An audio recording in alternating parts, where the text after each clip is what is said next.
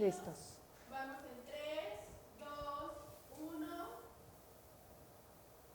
Hola amigas y amigos, a un episodio más de Salud Elemental, un episodio que hablamos de un tema que tal vez no sientan que sea totalmente de salud mental, pero algo que no elegimos como el género, sino que pues nos toca, y es la familia. Y para eso tenemos a dos invitadas súper especiales. Ya la conocen, la psiquiatra de confianza nuestra, tu psiquiatra de confianza, Isabelén Garza. ¿Cómo está, doctora? Muy bien, muy bien. Muchísimas gracias, Alessandro. ¿Qué tal? Gracias por estar aquí. Y tenemos también a la maestra Rosario González, experta terapeuta en familia, ¿verdad? ¿Cómo estás, Rosario? Muchas gracias por la invitación, Alessandro. Muy contenta de estar aquí compartiendo con tu público y encantada de hablar de las familias, ¿verdad? Que son algo fundamental en nuestra sociedad, ¿verdad? Ahorita nos decías que la familia, pues, todos nos toca convivir con una. Sí. Pero ¿qué tal los huérfanos? También ahí, primero que todo, porque ahorita la verdad, lo primero que se me viene a la mente, oye, ¿qué tan trastornado es también, doctora, para ti la pregunta, alguien que no tiene familia o tuvo que crecer sin familia, Rosario? Bueno, son niños que se les llama, que crecen en familias huéspedes, ¿verdad? Entonces van cambiando de una casa a otra. Aquí en México no hay, como en Estados Unidos, que hay familias donde se dedican y trabajan para el gobierno para cuidar esos niños, ¿sí? Abandonados por sus padres. Aquí en México lo que se hace es buscar la familia extensa y de ahí pues pasan de una tía al abuelito, a la prima y así se van, ¿verdad? O sea, no tienen estabilidad. No tienen estabilidad esos niños, pero bueno, también sabemos que hay niños muy resilientes, ¿verdad? Y digo, vamos a recordar a Juan Gabriel, ¿verdad? Juan Gabriel fue... ¿Decía? Sí, Sí, me acuerdo.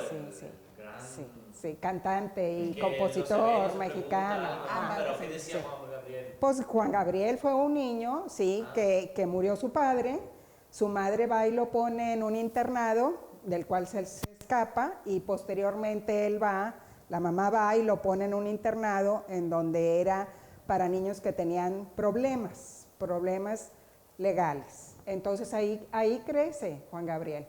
Entonces el que lo enseña a tocar los instrumentos, el piano, fue un señor que era el jardinero de ahí, se llamaba Juan. ¿Por qué sacó a nuestra memoria a Juan Gabriel? Porque hay resiliencia en los niños, ¿verdad? O sea, a pesar de tener historias tan difíciles, hay niños que tienen resiliencia y que logran salir adelante de una manera sorprendente, como lo hizo Juan Gabriel. Sí. O Harry Potter, ¿no? Digo, algo más común, bueno, más moderno, por así decirlo. Digo, una de las cosas que al mínimo a mí, que yo no tengo mi familia, que me llamó la atención era como el Harry Potter junto con el Lord Voldemort, el Tom Riddle, ambos eran huérfanos y porque les mataron los papás. Entonces, bueno, hay otra historia y cuánta gente más, ¿no? Tal vez que nos esté escuchando, que nos pueda decir su experiencia de los huérfanos. Doctora Isa, ¿te ha tocado algún paciente huérfano? Antes de hablar de la familia normal, por así decirlo, sí. ¿Qué le puedes decir a alguien que no tuvo su familia desde niño? Principalmente lo que trato de transmitirle es que la familia no solamente es lo genético, es la sangre. La familia son las personas que están al pendiente de nosotros, quien busca tu bienestar, quien te lleva a tus consultas, quien te da cobijo, quien te arropa emocionalmente. Entonces, lo que trato de rescatar en estos niños es que tal vez sí sean biológicamente huérfanos, pero seguro hay personas que están interesadas en ellos y personas que igual los quieren mucho y que nos podemos sostener de esas personas. Eso es lo que trato de rescatar, pero obviamente pues no es un proceso que se dé tan fácil, quedan muchas secuelas. Me queda claro ahorita, maestra Rosario, que para sacar ya la carne al asador, ya toda, que van 2-3 minutos del programa, pero ya toda, me queda claro entonces, porque si hay huérfanos que nacieron, a veces que la mamá muere en el parto, el papá le vale madre, pero entonces que sufren mucho si la familia, sea biológica que de sangre, no los atiende, no les interesa, que ese es el problema principal cuando la familia se desinteresa del hijo. Bueno, ¿cuál también, es? también están, a propósito de los huérfanos, también están los niños que los papás los dan en adopción. Entonces son niños que tienen todavía mejores condiciones de tener una calidad de vida, ¿sí? Porque los padres que los adoptan, pues son padres que están deseosos de tener un hijo. Que bueno, no, esperamos que sea siempre lo mejor, ¿verdad? Claro que hay padres que también pues no tienen esa capacidad para ser papás porque no nacemos para, ¿verdad? No hay escuela de padres, ¿verdad? Entonces, en la medida en que nosotros nos vamos formando en nuestros hogares, en esa medida nosotros vamos construyendo la propia familia. Y entonces en nuestras familias, entrando ya al tema, siempre encontramos familias, por ejemplo, desligadas y familias amalgamadas. En las familias desligadas son familias que son muy conflictivas. Entonces, cada vez que se reúnen hay mucho conflicto, ¿sí? Y se faltan al respeto, y se dicen de cosas, se devalúan. Hasta de burla, ¿no? Pero Claro. la verdad Sí. al final sale a la luz, ¿no? Sí. Entonces, cuando se reúnen, sí, pero esto es desde la infancia, ¿sí? Desde la infancia es el tipo de relación familiar que tienen. Entonces, los padres, no hay límites, se permite el maltrato, hay maltrato también entre los padres, de tal manera que los hijos lo ven, lo perpetúan entre el sistema de hermanos y después, cuando pasa el tiempo, se desligan, ¿sí? Este tipo de hijos que crecen en familias desligadas porque son muy conflictivas, pasa el tiempo y después puede formar o una familia igual desligada. Con la otra esposa y así. Ahora, o sea, ese hijo crece de esa familia desligada, crece, se casa y ahora forma también una familia desligada o forma una familia amalgamada. Entonces va a los extremos, ¿verdad? Se va a los extremos. Es la tradicional, clásica. Papá, No, mamá, niños. la amalgamada es la que están ahí todos, se le llama también familias psicosomáticas, porque son tan unidos, ¿verdad? Que sí. Es tóxico. Sí. ¿En serio? Sí, sí. Wow. Sí, entonces los límites a estar tan desligados o a estar tan unidos, ¿verdad? De tal manera que cuando uno se enferma todos están ahí en la amalgamada, ¿sí? Y en la desligada se enferman y, oye, pues se enfermó tu hermano, que no sé qué. Ah, pues está bueno, no se aparecen, O no sea, les son llaman. los extremos, Son los entonces, extremos. de algo que en ambos casos no está bien. Así es. Y eso es lo que hablamos la otra vez de la familia en donde la suegra está muy metida en la relación, por ejemplo, del hijo, ¿no? O del casamiento del hijo, se llama la suegra, ¿no, Isa? Sí, cuando no existe un adecuado manejo de límites en estas familias amalgamadas, pues generalmente es llega otro integrante y lo que busca es mantenerse en el sistema amalgamado. Entonces, o se lleva a la suegra o a la misma esposa se la lleva a la casa de la mamá. Entonces, ahí el hijo no está poniendo en primer lugar a la esposa, está poniendo en primer lugar a su familia amalgamada. Oye, qué bueno, qué buenos temas, me encantan. Y la verdad, yo soy europeo, por así decirlo, o sea, por así decirlo, soy europeo, viví otro tipo de experiencia, pero ahorita hablamos bien de mamá y papá exactamente. Pero la familia, en esto reconozco que no es algo solo mexicano. Yo tengo amigos en Europa que son muy pegados por obligación a la suegra. La suegra se odia, bueno, no le cae bien en la gran mayoría de los casos, en México, que en Italia, que en Suiza. O sea, para el hombre, relacionarse con la suegra no es como, ay, qué padre, vamos con tu mamá, mi amor. No es algo como, pero antes de llegar a eso, quisiera ahora preguntarle, Rosario, ¿cómo es entonces la familia, cómo debe ser la familia bien? Sea en México, en cualquier país del mundo, si tenemos de un lado la amalgamada y del otro la desligada, la familia bien, ¿cómo es? Bueno, la familia bien es una familia que tiene los límites claros, que tiene las reglas claras, que tiene una comunicación abierta, no cerrada, y que puede ser capaz de adaptarse, ¿sí? Y que puede ser capaz de adaptarse. Ahorita que hablaban, por ejemplo, de la suegra metida en la relación matrimonial, bueno, estamos hablando ahí de los triángulos familiares que le decimos nosotros. Entonces, el triángulo familiar se puede entrar o los papás o una sola parte de los papás de él o de ella, ¿sí? Entonces se forma el triángulo, o pueden entrar los hijos y se forma el triángulo, y en esos falta de límites claros, ¿sí?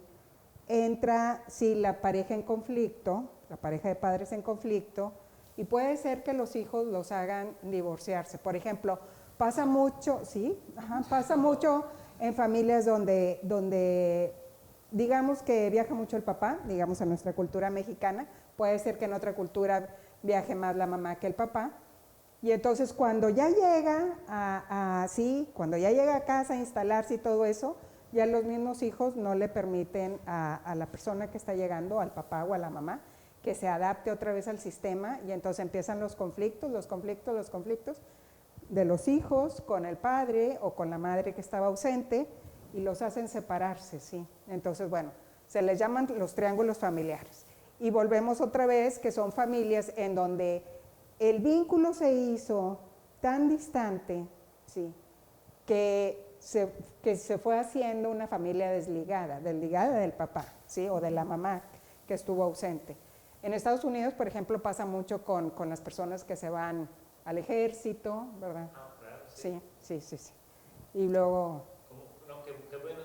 Isa, tratas pacientes, si trataste huérfanos, ¿reconoces que hay pacientes con familiares en triángulos familiares? Sí, en terapia familiar, en terapia individual, constantemente se ven este tipo de dinámicas, y es importante, pues primero reconocerlas, poder acomodar a cada miembro de la familia en donde debe de ir, con el fin de poder establecer límites y poder encontrar, como tú me decías tanto, otras maneras de relacionarnos. Porque Rosario fue mi profesora, entonces yo siempre le voy a reconocer eso. Tan linda, Sí, no, qué muchas padre gracias. la relación de maestro.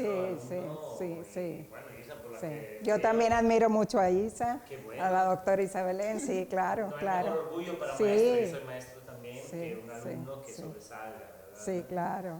Entonces, bueno, hay familias que tienen triángulos amorosos, pero ¿cómo las tratas? O sea, ¿cómo le dices? Me queda claro que después tienes que invitar a los tres o cuantas sea, ¿no? O sea, ¿tienes una sesión con toda la familia ahí? ¿O cada uno por separado? ¿O solo quién entiende el problema?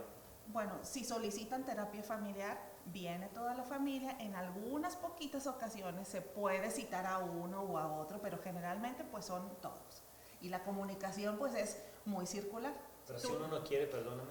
Si uno no quiere, pues tenemos que analizar por qué razón existe tanta resistencia a acudir a la terapia. ¿Es él el culpable entonces o no? Pero se trabaja con los que lleguen, ¿verdad? Con los que asistan a la consulta.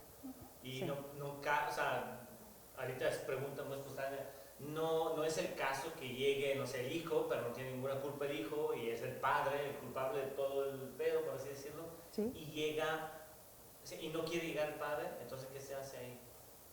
¿O hay que trabajar en el hijo? Bueno, trabajamos en rescatar de los miembros del sistema familiar, tratamos de rescatar a la mayor parte de los miembros que se pueda, ¿verdad? Wow. No es fácil, me imagino, ¿no? No es fácil. No es Y fácil. si hay gente terca, como creo que hay mucha. Sí. Sí. O se trabaja con el material que la familia te ponga sobre la mesa, con la relación que tienen, pues, con estos objetos internos. Entonces, a lo mejor sí, el padre nunca viene a la sesión, pero pues tú cómo experimentaste esta relación que tuviste con tu papá, o cómo podemos reprocesarlo, pues, para que deje de ser un conflicto en el presente. Esa es otra manera en la que podemos trabajar cuando alguien no se presenta. O también ejercicios de la silla vacía, o sea, ¿tú qué piensas que dijera este integrante de la familia? Y ahí pues se hacen este tipo de sesiones en donde igual son muy enriquecedoras. ¿Qué tanto tiene que ver, ahorita hablando un poco de culturas, el machismo con la familia, con sus problemas familiares en México? ¿O creen que el papá es el más conflictuoso, la mamá? ¿O no hay ninguna, o Salazar, o no sé, es que me pregunto eso? Bueno, el machismo es mundial, ¿verdad? Sí, claro, sin sí, duda alguna. sí. Y entonces, si aquí en México, pues yo creo que se ha estado trabajando mucho en que ese machismo poco a poco vaya cediendo el paso, ¿verdad? Y parece ser que ahora nos estamos inclinando inadecuadamente, como decíamos ahorita, de los sistemas familiares, al otro lado, ¿verdad? En donde pareciera ser que ahorita hay una falta de compromiso por parte de la mujer, ¿verdad? Entonces, bueno, tendríamos siempre que revisar, por eso hablaba yo, que nosotros, cada una de las personas, somos productos de la familia que nos antecede.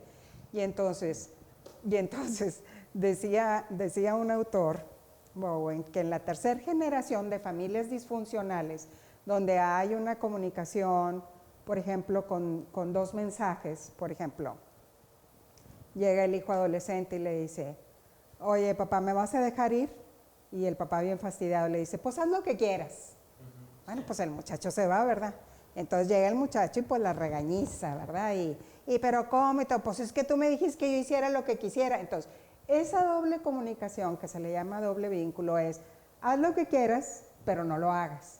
Entonces, cuando se da esa doble comunicación en la de una generación a la segunda generación, en la tercera generación aparece la esquizofrenia, que por eso es tan importante que estén aquí los psiquiatras, ¿verdad? Sí, porque ya se empieza a hacer, entonces, o sea, los padres o las madres, en su caso, pueden generar una esquizofrenia al darle una doble comunicación, al ser ambiguos, al ser muy cambiantes de humor o al desinteresarse en el hijo. Sí, o trastornos graves de la personalidad.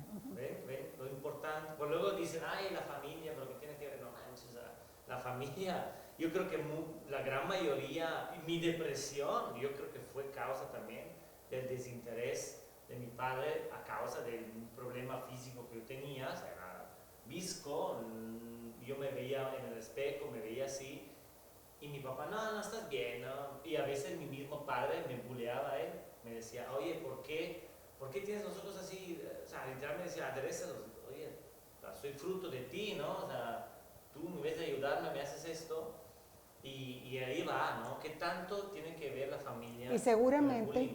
seguramente ese papá tuyo también fue un papá maltratado por su propio papá, a propósito del machismo, ¿verdad? Maestra, la verdad, no sabe mi situación cómo fue, pero yo supe después de años que a mi papá le pasó algo parecido con la nariz, y mi abuelo fue el que nunca quiso que se operara. Entonces mi papá, siguiendo la cadena, me dijo, no te operes, así está bien, porque también me rompí la nariz, y no quería que me operara la nariz porque yo no podía respirar, y bla, bla. Bueno, eso no es mi desahogo, mi terapia, pero es muy cierto. Entonces, o sea, vivimos una cadena, y eso siempre lo digo con mi hermano, no sé si está viendo eso, no creo, pero siempre dijimos, estas cadenas hay que romperlas. Y creo que es algo muy útil hablando de familia. Esto que estás haciendo, este tipo de programas, bueno, sirve precisamente para romper cadenas, porque al llevar nosotros la información, sí, el conocimiento da poder, ¿sí? Claro. Y da poder de buscar soluciones a los problemas que se pensaba que no tenían solución, ¿sí?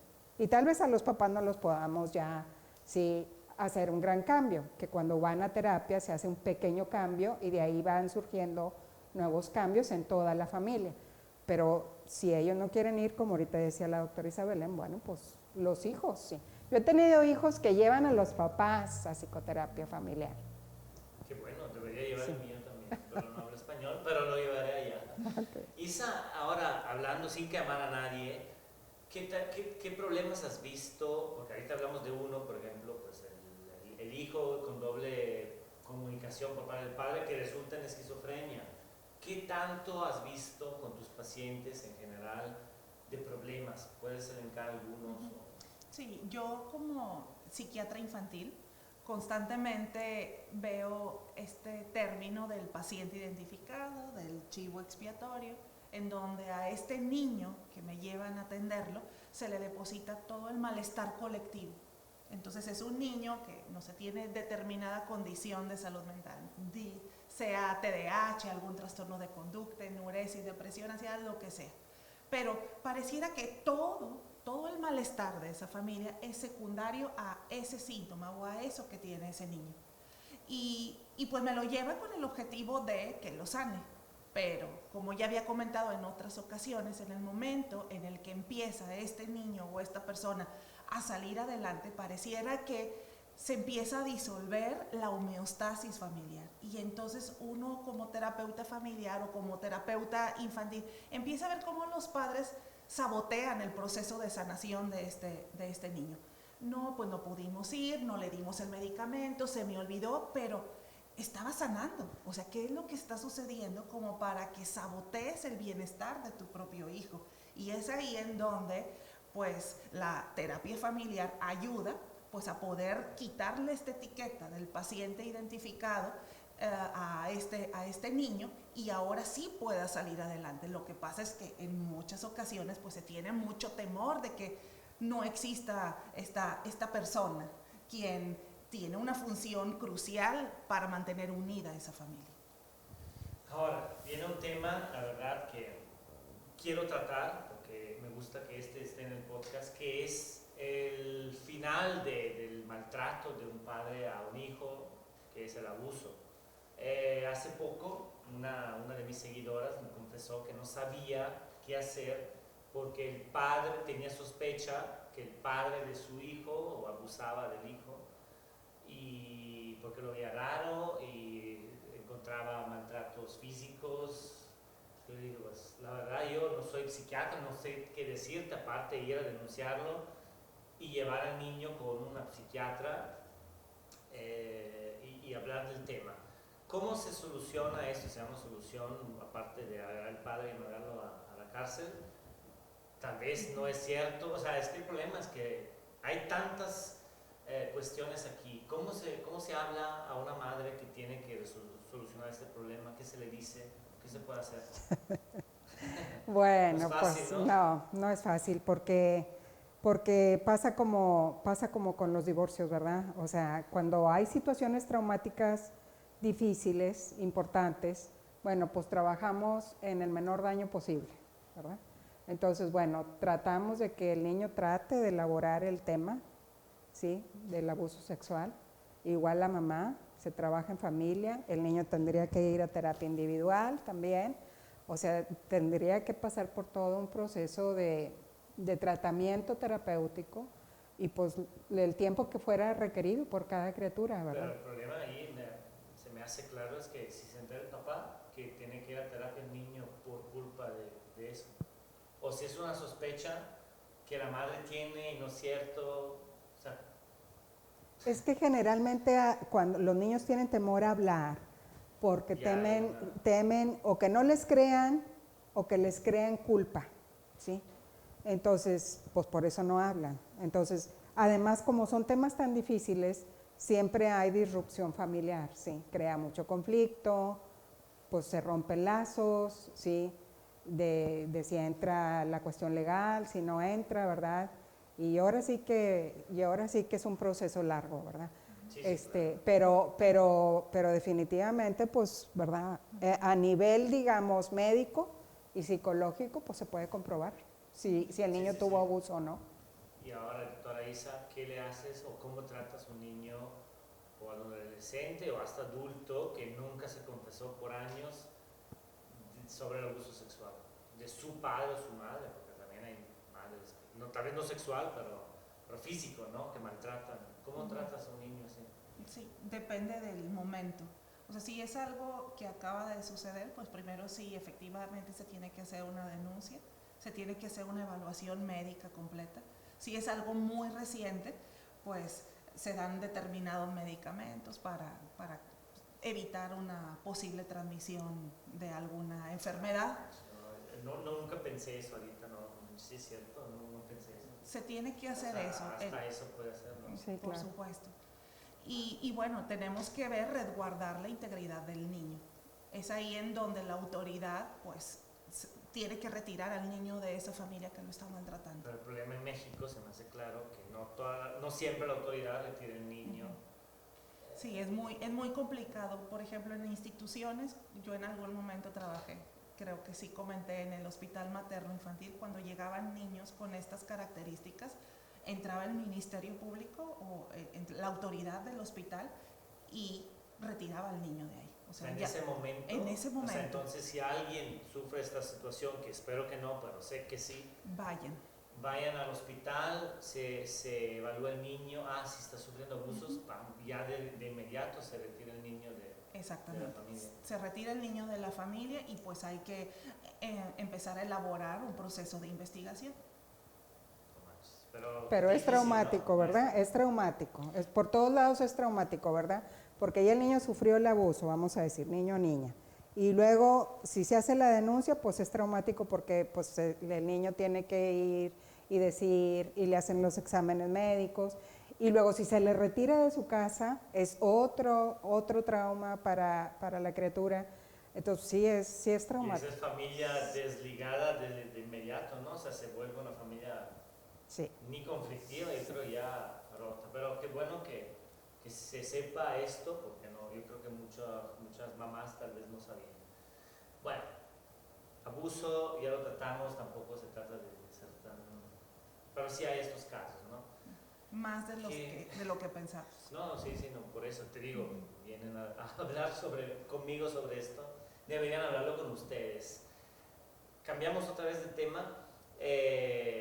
Una cosa que siempre me dio risa, un poco más de risa, pero ni tanto de risa, es la herencia, estando en tema de Navidad, la herencia que se luchan entre niños, porque a veces es broma, pero yo sé que no es broma, ¿no?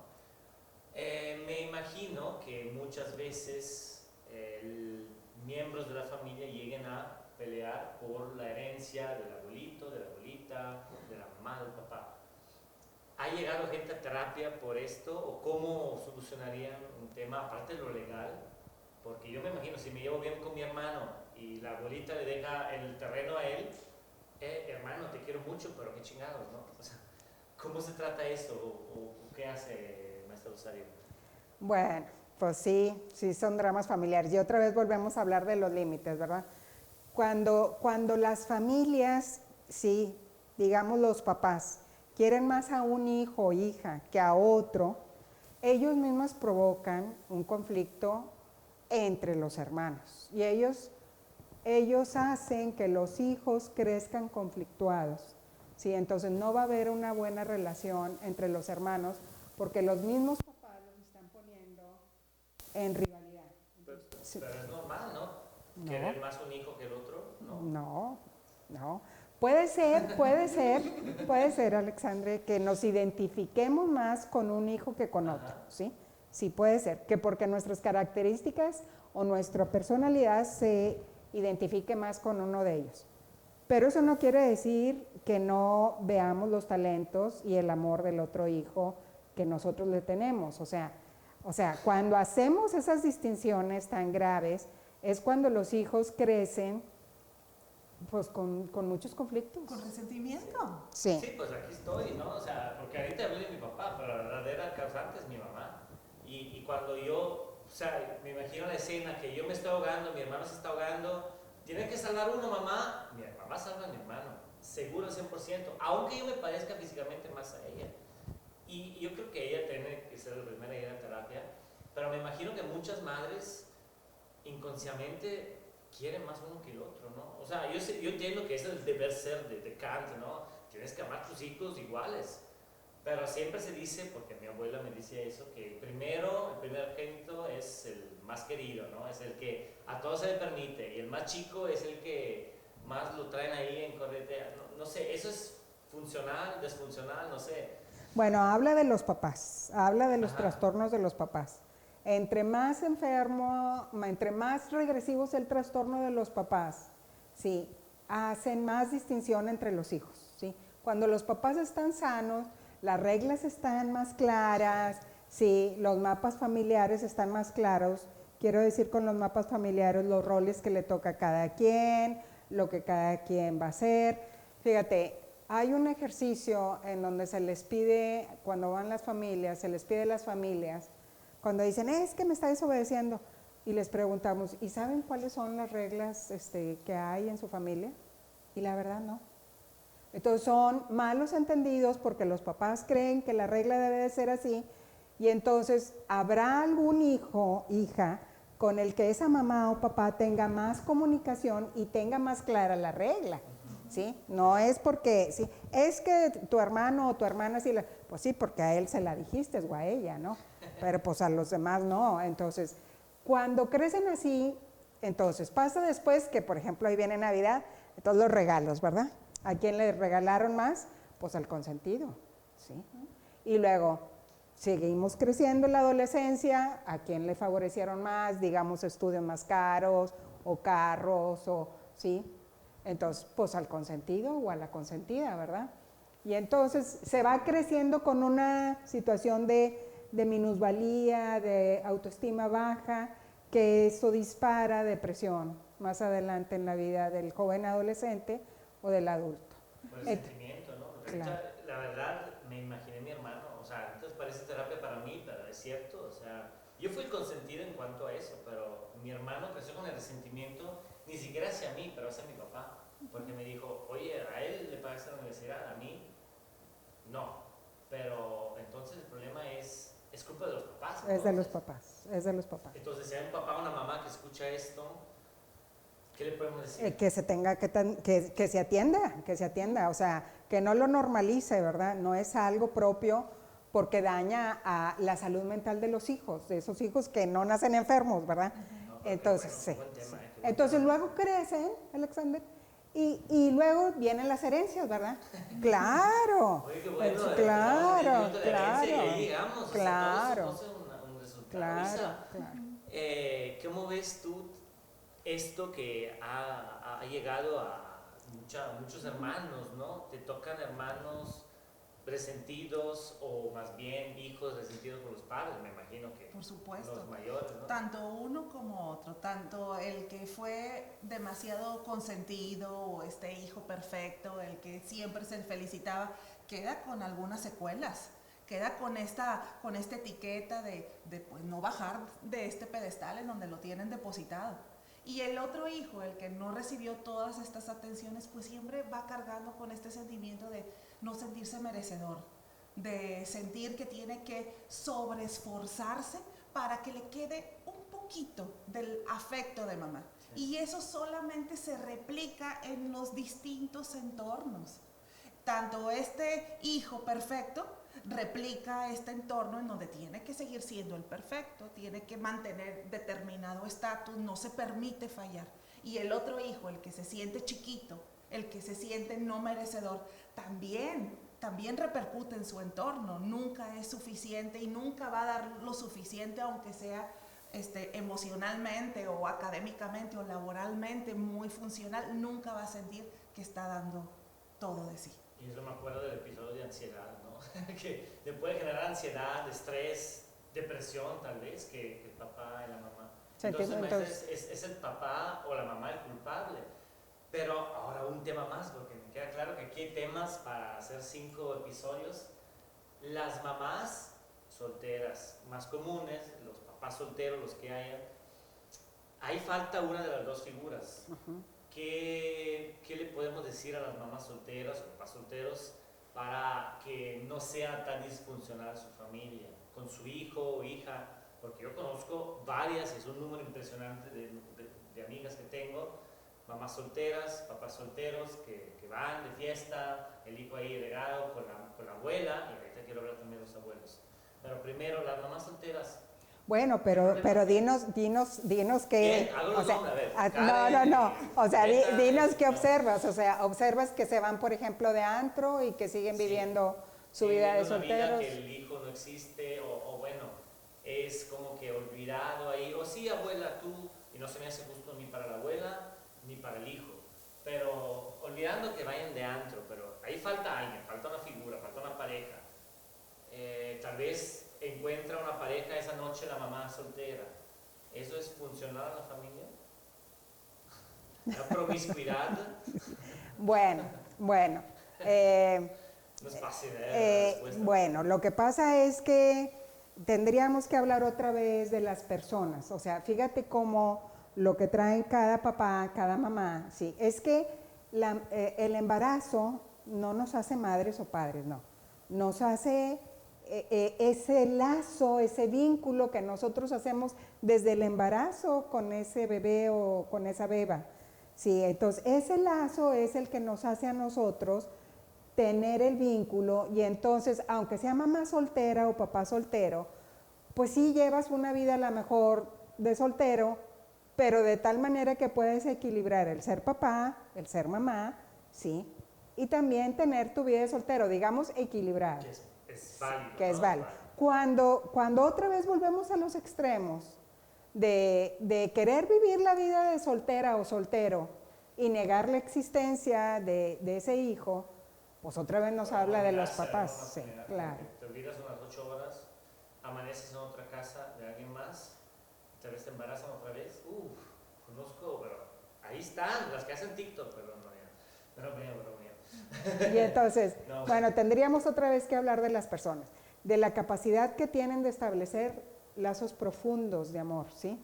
O sea, hace ratito nos decía la doctora Isabelén, nos decía las relaciones internalizadas que traen las personas. Quiere decir la capacidad de amar que traen. No todas las personas tienen la capacidad de amar profundamente, ¿sí? O sea, profundamente quiere decir que, mira, después de los padres, la siguiente persona más importante viene a ser la pareja y después los hijos, ¿sí? Y después, En serio, o sea, los hijos son tercer lugar, por así decirlo. pues es que la pareja inicia, ¿sí? La pareja inicia la relación para poder ser padres, ¿sí? Entonces, pues sí, sí, sí. Entonces, cuando los límites no están claros y los hijos entran en la relación de los padres, es cuando provocan muchas veces divorcios, ¿sí? Porque los hijos tienen que tener también su lugar, o sea, tienen que tener los límites claros. Entonces, bueno, tendríamos que pensar en que si esa vida, puede decir, por ejemplo, lo que estabas diciendo ahorita, es que nada más es una noche, ¿sí? Y al otro día ya me regresé. Pues sí, pero ¿cómo fue la noche? Sí, fue una noche de excesos, fue una noche de, ¿sí? Entonces, ¿qué estamos tapando, sí? O sea, ¿qué hay debajo de esos excesos? Decía un autor de la teoría de la comunicación, no se puede no comunicar. Entonces, por ejemplo, el alcohol, el no querer regresar o el que no se acabe la fiesta, el quedarse hasta el último de la fiesta, y sabiendo que se tienen hijos, ya sea la pareja, ya sea el padre o la madre soltera, pues habla de, sí, de que anda tapando cosas, sí, que no quiere enfrentar. Pero Isa, ¿esos son síntomas de algún trastorno de qué tipo? Bueno, es que es muy, o sea, de múltiples tipos de trastorno. Pero esto que dice, siempre comunicamos aunque no comuniquemos. O sea, ¿qué es lo que estás tratando de evadir o de evitar? Eso es lo que se tiene que analizar a manera de profundidad. Y bueno, todas las personas que están en estas circunstancias tienen derecho de volver a hacer su vida sin ningún problema, pero sin negarla. ¿Por qué hizo un hijo? O sea, ¿por qué tuvo un hijo si quería? Es que eso se ve mucho en el social. Ay, tuviste un hijo y ¿por qué si querías seguir soltera o soltero? No sé si me explico, o sea... Bueno, vamos a decir que otra vez volvemos a la salud mental, que la persona no tiene, no se ha dado cuenta, no se ha dado cuenta, pero no tiene capacidad de tener un autocuidado, ¿sí? Para decir, o sea, por ejemplo, voy a planear mi vida, ¿sí? Entonces, sí, entonces cuando no se tiene este amor propio, que es el autocuidado, y no me refiero al amor propio de ir al gimnasio y de estar, ¿verdad?, con el pelo súper bonito, no, ir con el dermatólogo, no, me refiero al amor propio de pensar las decisiones que voy a tomar y que van a afectar mi vida, ¿sí?, y la de otra personita para toda la vida, ¿sí? Exacto, es que ese es el problema, o sea, no estamos hablando de una borrachera y tengo cruda y al día se pasa, la borrachera, la cruda, y la cruda se llama un hijo de 9 meses, ¿no? Y sin hablar de temas como el aborto, que ahí no es nuestro tema, pero Isa, ¿cómo ves tú que...? Porque yo veo un número preocupante, de chavas, porque al final la chava se embaraza y llega al punto en que tiene que decidir entre, ok, voy a ser la mamá a tiempo completo, sin pareja, o voy a seguir mi vida. O sea, ¿hay una manera justa o responsable de vivir el embarazo, hablando de un embarazo de mamá soltera? Hay una manera justa de vivir el embarazo. Sí, o sea, justa en el sentido de que sea para el hijo que van a hacer, como decía ahorita la maestra, o sea, ok, yo estoy embarazada, ¿cómo pasó? Obviamente, pues todavía se dudaba condón, estaba mejor, pero bueno, ya estoy en este momento, no quiero abortar, ya voy a tener el hijo, yo tengo que cambiar mi mentalidad, tengo que ir a terapia también, ¿no? Porque al final hacemos este podcast para que Sí, vayan a terapia, ¿no? sí, sobre todo, ¿por qué razón se embarazó? ¿Qué expectativas tenía respecto al embarazo? Y en el caso de que la pareja pues no esté en la variable, pues elaborar para la muchacha el no tener a una pareja en la variable. Eso es un motivo de trabajo y que ella pueda planificar a corto, mediano y largo plazo, pues cómo va a ser su vida sin esta variable de por medio.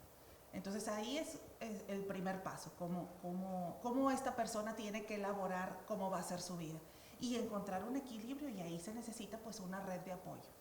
Las familias no siempre son de papá, mamá, hijitos. Las familias son diversas. Las familias no tienen que ser totalmente de sangre, como ya lo había comentado. Hay muchas personas que pueden entrar ahí al quite, a hacer funciones parentales, a hacer funciones de cuidado. Y si todo está bien delimitado, bien hablado, pues se puede llegar a un equilibrio muy bonito, en donde a lo mejor sí no existe esta figura paterna, pero otra persona la está haciendo y la cuestión económica se reparte y el niño tiene figuras positivas en su vida y no crece con esta carencia. Y la verdad que hablar de los abuelos, porque para mí hablar de figura positiva no puedo mencionar a mis abuelos, que en la gran mayoría de los casos creo que siempre son positivas. Yo nunca he escuchado a un abuelo que maltrataba, nunca, eso sí, papás son buenos. Sí, ahora, pero bueno, en mi caso y muchos casos que he escuchado, el abuelito es el que te da los 200 pesos, ¿no? Aquí cuántos, en mi tiempo eran 20 francos suizos a $20, aquí cuánto les da 20, aquí mijito, aquí te va, ¿no? O sea, esa cosa que te hace la abuelita o que hace la comida, que te da la ganas de aprender a cocinar, que ni mi madre me pudo dar, no sé, ¿cómo ve la figura de los abuelos en la familia, maestra Rosario? Bueno, pues siempre es una figura, ¿verdad? Ya no les toca educar, entonces ya no se llevan el estrés de educar y al mismo tiempo... Pero lo hacen, ¿no? Algunas. O sea, no les toca, pero... Bueno, algunas abuelitas lo hacen, sí. Pero ¿cómo te diré? O sea, como quiera que sea, la carga debe de recaer más sobre los papás, aunque estén solteros. O sea, porque la responsabilidad es de los padres para que ese niño crezca sano. Y otra vez volvamos a hablar de salud mental, ¿verdad? Y entonces, bueno, los abuelitos, si son formadores, pues se van a llevar siempre ese recuerdo los niños de los abuelitos. Y sí, claro que si esos niños viven con los abuelitos porque los papás trabajan o porque la mamá o el papá trabajan, pues claro que van a ser unas figuras parentales, unos objetos de identificación, decimos nosotros, que van a quedar para siempre en su inconsciente, ¿verdad? Entonces sí, generalmente son buenos modelos porque ya no está, digamos, el carácter tan fuerte como estaba en la juventud, ¿verdad? Aunque el papá que fue repelón, pues siempre va a ser repelón toda la vida, ¿sí? O la mamá, ¿sí? Y así va a ser de abuelita, entonces sí. No todos los abuelitos igual son cariñosos, otra vez hablo con respecto a la capacidad de amar, pero sí, generalmente los abuelitos tienen más capacidad en general de transmitir ese amor. Por eso hay que quererlos, ¿no? O sea, no sé cada quien, yo hablo de mi experiencia, pero yo hablando con mexicanos siempre he visto que el abuelito o la abuelita son figuras intocables casi, ¿no? Que hay que cuidar. Y quiero decirle a nuestras amigas y amigos que no se olviden de sus abuelos, porque a veces con una simple llamada o una simple videollamada, como hoy en día existe, le pueden hacer el día, ¿no? Y bueno, la verdad hay muchos temas sobre familia, no sé qué más. ¿Pueden darle unas recomendaciones, Isa, Rosario, a quien nos escucha para como que buenas conductas familiares? No sé si exista eso. Me imagino que sí, o sea, consejos para, oye, tu mamá es así, tu papá es así, o hazle así con ellos, tú como hijos, ¿eh? Desde el punto de vista de los hijos, ¿cómo nos portamos con nuestros padres? Pues consejos que yo les puedo dar es una comunicación asertiva, no suponer, mejor preguntar, tener siempre muy en claro que siempre se comunica aunque no se comunique. ¿Y cómo es eso? Pues o sea, si te están preguntando algo y tú si no dices nada, la otra persona te va a responder lo que quiera, o va a interpretar lo que quiera. Entonces al final terminas comunicando.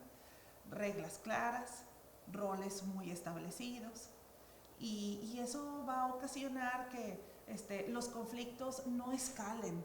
Porque si suponemos, si asumimos, si la comunicación es muy de doble vínculo, te digo una cosa pero en realidad te estoy indicando otra, eso solamente va a hacer que es de dos. Una, que se evite cualquier tipo de confrontación porque se sabe que cualquier tema puede escalar demasiado y a manera de evitar esa escalada pues no hablamos o se puede ocasionar en muchas ocasiones que las discusiones pues estén así como que a flor de piel.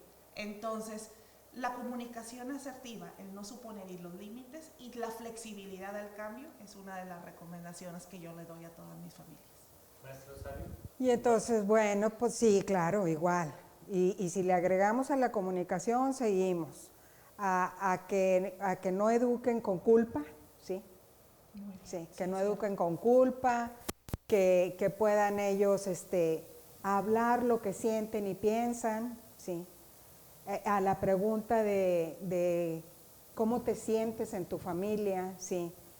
La libertad de poder decir, es que eso no me gusta, eso no estoy de acuerdo, o sea, sin que haya, sí, esos escándalos o esos gritos porque tienes que obedecer, como les decimos a los papás, hay cosas que no son negociables, sí, por ejemplo la salud, la educación, y hay cosas que sí son negociables, ¿verdad? Entonces, bueno, las reglas claras y tratar de tener una escucha también hacia los hijos, ¿verdad?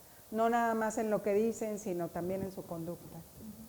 Sí, porque me imagino que muchas conductas, sobre todo de hijos que tienen depresión, es porque no le preguntan otra vez, aquí está su pendejo, perdón la palabra, o sea, mi mamá no me preguntaba, mi papá decía, no pasa nada, y yo decía, si mis dos figuras son las que me deberían apoyar y no me apoyan, yo estoy solo contra eso, y en la adolescencia pega fuerte. Claro. Claro. Entonces, bueno, o sea, yo no le doy culpas y como le decía la otra vez, a ver si la maestra Rosario está de acuerdo conmigo, yo sentía que, o sea, a mí me hizo bien mi depresión porque me hizo fuerte, pero resultó mucha culpa de mis padres. ¿Cree usted que, o crees tú, Rosario, más bien, que es culpa del hijo si tiene depresión por cualquier culpa? ¿Los padres cuánto tienen que ver en algún trastorno del hijo? Bueno, tendríamos que ver otra vez, ¿verdad? Lo congénito, ¿verdad? Lo hereditario y el ambiente familiar, o sea, ¿qué está pasando en el ambiente familiar? Y si en ese ambiente familiar la comunicación fue o muy autoritaria, sí, que son familias muy rígidas, ¿verdad? O otra vez, es que hay tres tipos de familias en cuanto a la autoridad. Las familias autoritarias, las familias democráticas y las familias que dicen los franceses laissez-faire, o sea, déjalo ser, ¿verdad? Ajá. Déjalo ser. Sí, y entonces, bueno, en las familias autoritarias se crean niños generalmente reprimidos, con sentimientos de culpa, con sentimientos de vergüenza, con sentimientos de inutilidad, y va a causar posteriormente, puede ser en la infancia o en la adolescencia, ¿sí? O más adelantito, entrando a ser joven adulto, depresión, ansiedad y otros trastornos. Igual pasa en las familias democráticas, bueno, se pregunta, ¿verdad? ¿Qué quieren? ¿Cómo le hacemos? Y en las donde no hay liderazgo de los papás y los niños salen y entran a la hora que quieren, bueno, pues de esos niños, ¿verdad? Así como que la moneda al aire, algunos de ellos se logran, tienen la capacidad de resiliencia, son abusadillos, se dan cuenta de que les conviene y algunos son los otros. Que bulean a veces, ¿no? Me imagino. O sea, tal vez más común. Pues sí. Porque para eso que el bullying alguien lo tiene que hacer. Y alguien para hacerle bullying a otro niño es porque tal vez o lo maltratan, ok, entiendo, o tal vez es libre, no hacer lo que quieren en su casa, como el Nelson de los Simpsons, ¿no? Si alguien ve los Simpsons, ahí llega a ser alguien que no tiene reglas y entonces trata a los demás como él quiera. Y la familia laissez-faire, como que, bueno, es esa, ¿no? Es esa, ajá, ajá. Y la democrática entonces es La como democrática que es la más sanita, sí. la sana. Ajá. O sea, como que, oye, mijito, ¿cómo estás? ¿Y a dónde vamos todos, verdad? No es a donde yo diga, porque soy el papá y voy a pagar, o soy la mamá y sí, sí, sí. Es que yo no quiero comer ahí, papá o mamá. Pues ni modo, te aguantas y se lo come. Ah, híjole, sí, sí. No, me imagino que tantos temas hay ahí también en cuanto a educación. La familia tiene que educar, los padres, se dice que antes que los maestros en la escuela, son los primeros educadores de los hijos. ¿Están de acuerdo? Pues es que en la escuela nada más van a recibir información, o sea, van a recibir educación cultural, sí. No, los que educan son los papás. O sea, como un sí. comportamiento, ¿no? Y quizá a veces es el problema, que a veces los hijos, no, perdón, que los maestros, hablando ahorita de maestros, son los que tienen que a veces educar al hijo a comportarse, Sí. porque en su casa no hay reglas. Sí, en muchas ocasiones sucede eso, en donde las reglas no están claras o el niño está depositado en un lugar superior al de los padres y por consiguiente al de los maestros también. Entonces son niños muy difíciles de manejar en el ambiente escolar, porque pues se sienten merecedores, o mejor dicho, si no hay reglas en su casa, como por qué va a haber reglas en la escuela. Entonces son niños que saltan ahí en el sistema escolar y constantemente pues son señalados, son segregados, y eso solamente altera su desarrollo escolar. Perdóname, me imagino que hay padres que tal vez nos están viendo que dicen que la escuela eso sirve, que a la escuela van a aprender también cómo comportarse. ¿No es cierto eso? No. Entonces? No, Muy bien. eso es algo que nos toca a nosotros como papás. De la responsabilidad. Por eso no se tienen que ir de antro. No, ve de antro, cabrona, pero piensa, no olvides tu hijo, ¿no? O no lo dejes ahí regado 2 días. Así es. Toda cruda el día después. Claro, o sea, claro, sí. Yo hablo mucho de la persona funcional, aparte de la familia, o sea, una persona que sabe cocinar, que sabe cuidarse en cuanto, no solamente su cuerpo, su imagen, sino también cuidarse en sentido de salud mental, ¿no? Existe también entonces la familia funcional, o sea, una familia Claro. como que apoya a los hijos, pero también no se olvida de los abuelos, ¿no? Porque a mí el tema de los abuelos es muy, o sea, porque yo he vivido eso también, o sea, ese resentimiento, yo creo que tal vez muchos que ven eso tienen el resentimiento como algo a la mano, porque yo veía como mi papá se olvidaba de mi abuelo, hasta trataba mal del abuelo, obviamente por algún trauma, que eso nunca me quisieron Por decir. la relación que él Que debe ellos haber tenían, tenido, ¿no? sí, con el papá. Entonces, nosotros los papás hacemos la relación con los hijos, no los hijos con nosotros, sí. Los abuelitos igual, hacemos la relación con los netecitos. Entonces, si los niños vienen y ya no los pela y están ahí, ¿verdad? Pues digo, sí, no van a llegar, pues contentos, ¿verdad? Van a ir, ay, vamos a ir con mi abuelita. Pues si llegan y yo les tengo algún detalle y juego con ellos y me río con ellos, y, pues claro que van a llegar contentos desde que llegan, ¿sí? Entonces la relación la hacemos los adultos con los niños, ¿sí? Para llegar ahora a una especie de conclusión, si una familia que tiene algún miembro disfuncional en terapia, doctora Isa, ¿qué se hace? O sea, él es el culpable, él es el culpable. No. O todos son culpables, porque lo que a mí me queda claro es que de cierta manera todos son culpables, hasta los hijos, o los hijos nunca tienen culpa. Siempre la culpa es de los padres, entonces. No, algunos hijos también, ¿verdad? Ponen bastante, ponen la hace sí, difícil. sí, ponen bastante de su parte.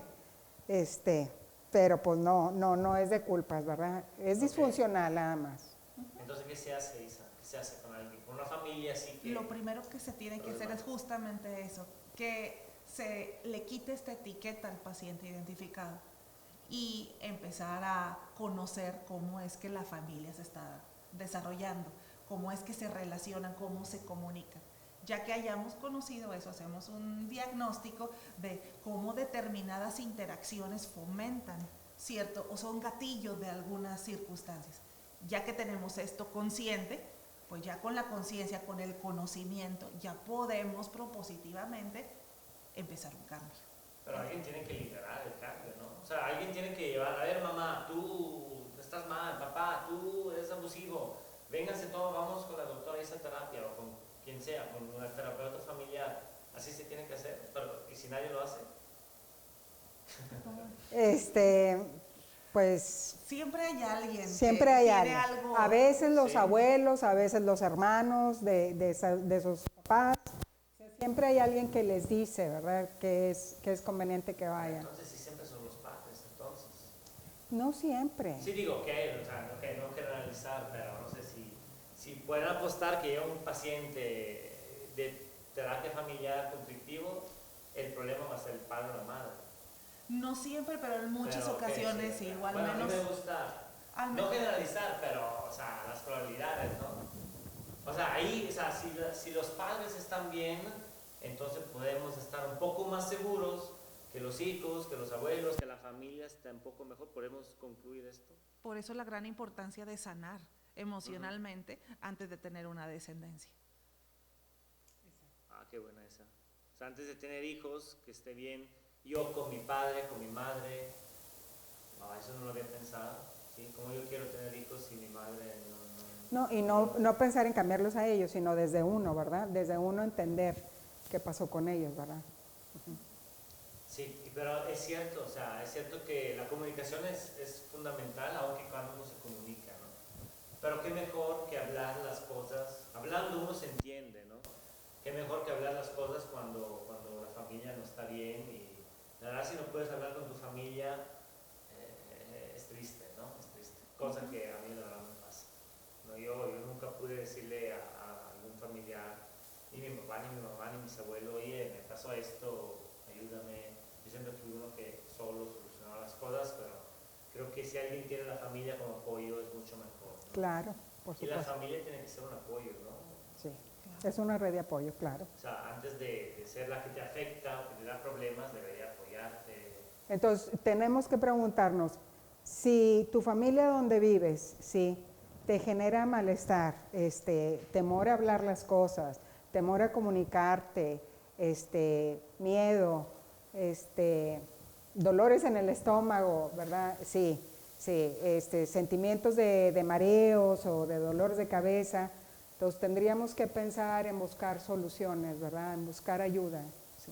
Hay un deber, digo, desconozco un poco las leyes, pero este tema también está bueno. Yo debo mantener mis hijos hasta qué edad. Tengo que darle estudios, ¿ok? Tengo que, un hijo funcional, como lo llamo yo, debería tener estudios, ¿no? Pero yo como padre, ¿qué le debo a mis hijos? O yo como hijo, ¿qué le debo a mis padres? Porque a mí me queda claro, en mi cultura europea, que a mi madre y mi padre le debo la vida, muchas gracias, pero yo no te debo nada. Pero yo veo este aspecto de que, ok, yo te di los estudios, te di de comer hasta cierto 20 y tantos, no sé, 30 a veces, la casa, ¿no? Existe el término mamón en italiano, que no es tanto mamón, pero es mamón, o sea, un hijo de la mamá, un hijo que no se despega de la madre hasta los 30 y tantos, sigue viendo ahí. Aparte de las culturas, ¿yo les debo algo a mis padres? ¿Cómo piensan eso? O yo padre o madre, ¿debo algo a mi hijo? No sé, algo. Bueno, legalmente es hasta que los hijos terminen Eso sus ya, ¿no? estudios, sí, Entonces, legalmente. De deberles algo a los padres, gratitud, sí. sí. Dice una autora psicoanalítica, Melanie Klein, dice que las personas que pueden sentir gratitud, que claro que la gratitud implica entrar en una posición depresiva, le llama a ella, pero las personas que pueden reconocer con gratitud lo que los padres les han dado, tienen más capacidad de amar. Sí. Entonces, Sí. gratitud, yo creo, gratitud, sí. Pero no debo estar pagando la renta a mis 18, 19 años, como conozco una amiga. Ella le paga la renta a su madre porque ya tiene 18 y ya le puede pagar. Tiene que aportar algo a la familia. ¿Eso se vale? Yo no creo que se vale. Y yo no creo. Habrá que profundizar, pero no, ella no debe de tener esta sobrecarga o esta Pero tampoco lealtad encima, o ¿no? esta responsabilidad siendo tan joven. o Pero- mantener la madre, porque esa pasa. Te digo, conozco una amiga que a los 19 años trabaja, y no es que tiene el trabajo de emprendedor así, para mantener su madre, que a su vez es mamá soltera, o sea, y no sé cuántas hay, o sea, pero ella no le debe a su madre, o sea, la madre debe ponerse a trabajar, cabrón, ¿no? O sea, no sé, o yo estoy malo en mi cultura, no sé, o sea. No, pero qué capacidad también de ellas, ¿verdad? Siendo tan jóvenes de tener esa capacidad de salir Claro, adelante, pero yo ¿verdad? digo Sí, por claro. ella, si nos escucha, ¿y cuántas hay que tienen que mantener la madre? Y qué bonito también. Sí, claro. Pero, o sea, llega un punto que dices, oye, pues si yo no te debo nada, mamá, tú deberías darme a mí, ¿no? Sí, yo creo que es más esto, ¿no? Pues sí, la educación, ¿verdad? La educación con culpa. Exacto, es que las culpas, o sea, tú educas con culpas para que algún día cuando yo esté mal, a mis 60, 70, me estés cuidando y no me pongas a una casa de descanso, pero al final yo creo que uno siembra lo obtiene lo que siembra antes, ¿no? Y entonces en la educación con culpa, pues es muy ventajoso, ¿verdad? Porque le siguen sacando ventajas y ventajas a los hijos, porque nunca eres suficiente, nunca das suficiente, entonces para lo poquito que me das, pero eso empieza desde la infancia, ¿verdad? No empieza de jóvenes adultos, que es a los 18, ¿verdad? No, empieza desde la infancia, entonces siempre esa educación pues trae muchos beneficios. Entonces, como conclusión, Isa, doctora, psiquiatra, ¿qué decimos a nuestros familiares trastornados? Como conclusión es estar muy al pendiente de cómo nos relacionamos, cómo estamos educando. Creo que yo me voy mucho con esto, no educar con culpa, no educar pensando que vamos a obtener un beneficio posteriormente. Si traemos a alguien a este mundo, pues es con el objetivo de buscar su bienestar y cada quien tiene que asumir la responsabilidad de su propia vida.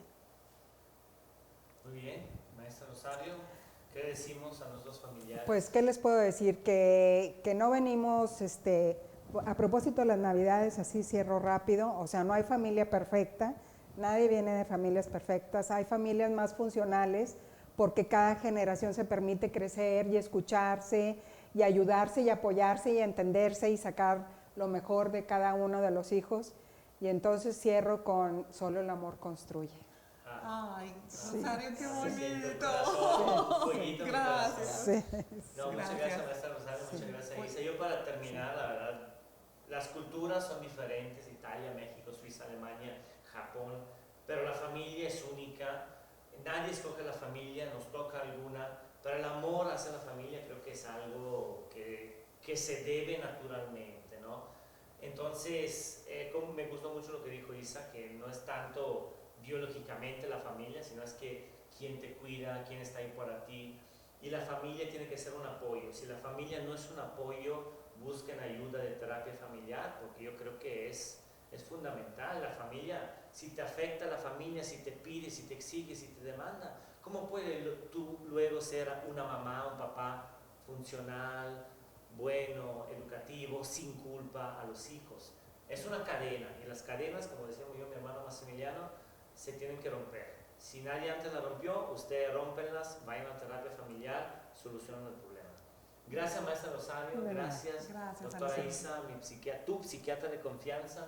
Doctora, maestra, ¿cómo le puede buscar la gente? Si hace contenido de redes sociales. Hago contenido de redes sociales, soy psicóloga Rosario González, así me buscan y ahí me encuentran, sí. Psicóloga sí. Rosario González, Sí, por sí. favor, y muchas gracias por escucharnos. Comenten y que les pase en familia para que entre todos nos apoyemos y solucionemos un poco los familiares tóxicos. Bueno, Gracias, Gracias. salud elemental y hasta la siguiente hasta la próxima. episodio. Chao. Bye. Bye.